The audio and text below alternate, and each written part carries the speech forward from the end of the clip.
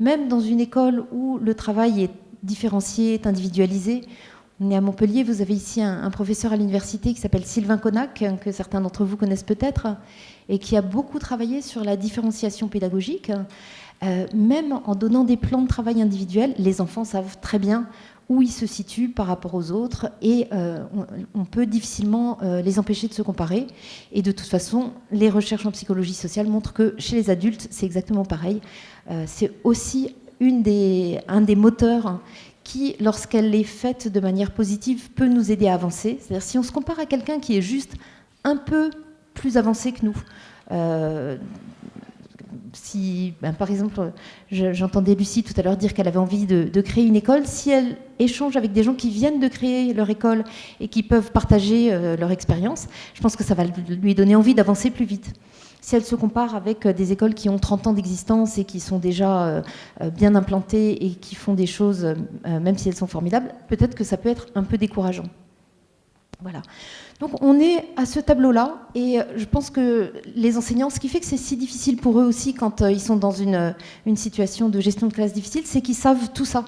Et que tout en sachant tout ça, pour protéger un élève, ils ne peuvent pas négliger les 24 autres. Donc ils sont bien obligés de composer de façon à répondre aux besoins de tous. Et en France, l'une des réponses à ça, c'est encore malheureusement trop souvent, c'est l'objet de la slide suivante, les punitions. Ça, c'est pas moi qui le dis. C'est pas moi qui le dis, c'est un chercheur parisien qui s'appelle Franck Ramu et qui est en train de préparer un MOOC, je pense qu'il n'est pas encore tout à fait sorti, mais sur notamment la gestion de la classe. Et il cite des textes qui sont sur Eduscol, sur le site du ministère de l'Éducation, où la question de la punition est évoquée et c'est pas condamné de manière tout à fait unilatérale. Alors pourquoi ça ne fonctionne pas les punitions ? Les enseignants le savent bien. Les punitions peuvent avoir une efficacité à très court terme. C'est-à-dire que sur le moment, évidemment, l'enfant qui est puni, il va arrêter son comportement. Mais qu'est-ce qui va se passer après ? D'abord, il va en vouloir à l'enseignant. C'est ce qu'on appelle l'erreur d'attribution.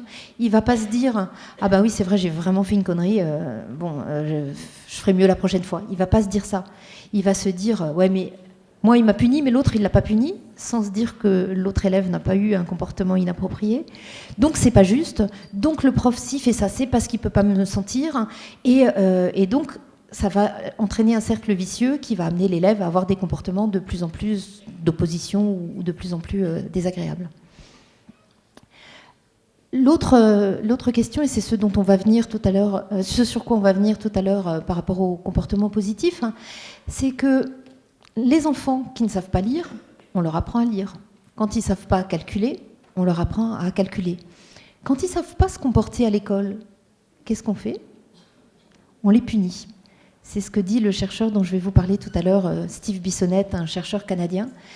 Et au Canada, ils se sont mis à travailler sur l'enseignement explicite des comportements, c'est-à-dire qu'on enseigne les comportements attendus au même titre qu'on enseigne les mathématiques, le français, la géographie, les sciences et bien d'autres choses encore. Deux petites choses encore sur les punitions aussi, c'est que c'est comme les enfants avec les baffes, heureusement maintenant c'est interdit, mais les châtiments corporels, ça finit par perdre complètement son efficacité parce que ça a généré de la peur, puis une fois que 2-3 fois, une fois que c'est arrivé, on finit par dire bon ben ça fait mal mais ça passe, et c'est pareil avec les punitions. Donc elles sont progressivement de moins en moins efficaces, et donc en général ça entraîne une sévérité de plus en plus grande.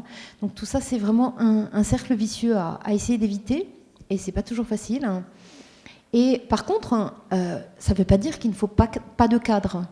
Même dans l'école idéale que nous décrivait Mathieu tout à l'heure, il y a besoin de réguler les interactions sociales entre les enfants, il y a besoin de savoir vers quoi on a envie d'aller, on n'est plus simplement en garderie. Et donc si il y a des infractions au cadre, c'est important que les enfants sachent, et c'est ce qu'explique aussi très bien la discipline positive par exemple, qu'il va y avoir une conséquence. Mais cette conséquence, il faut qu'elle ait un lien avec la faute qui a été commise ou l'erreur qui a été commise. l'écart de comportement, s'il est de l'ordre d'une violence à l'égard d'un autre enfant, c'est pas en faisant copier 100 fois je ne battrai plus mes camarades que l'enfant va apprendre à mieux se comporter. C'est en l'éduquant à l'empathie, en leur apprenant, on verra tout à l'heure par exemple, les messages clairs qui sont très pratiqués à l'école, la communication non violente, et en apprenant en instaurant ce qu'on appelle aujourd'hui la justice restauratrice ou réparatrice.